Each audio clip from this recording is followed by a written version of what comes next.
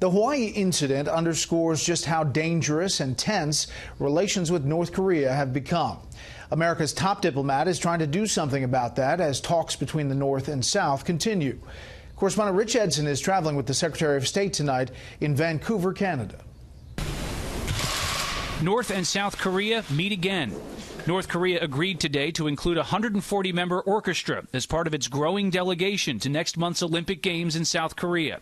North Korea said it will basically arrange the performance relating to the unification theme, familiar Korean folk songs and globally prominent songs. While the adversaries last marched together in the 2006 opening ceremonies, they're now discussing a joint Korean women's ice hockey team. That would be the first unified Korean Olympic team.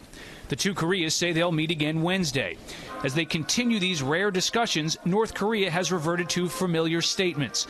State media criticized South Korean President Moon Jae-in for crediting President Trump's posture for encouraging these discussions, saying, quote, "The South Korean authorities had better ponder over what unfavorable results may be entailed by their impolite behavior."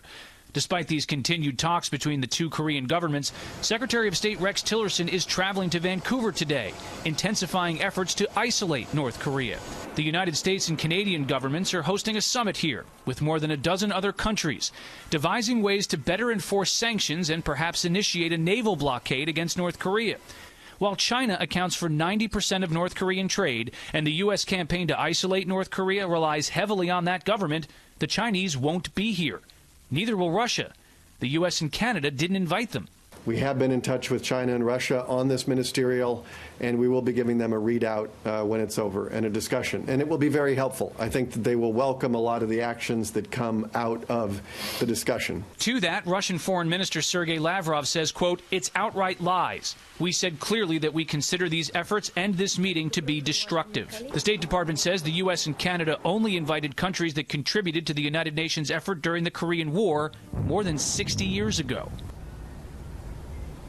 After Secretary Tillerson arrives here this evening, he'll meet with counterparts from Canada, South Korea, and Japan. As for a full list of countries that are attending this meeting that starts tomorrow, Brett, neither government has released one yet. Back to you. Rich Edson live in Vancouver, traveling with the Secretary of State. Rich, thanks.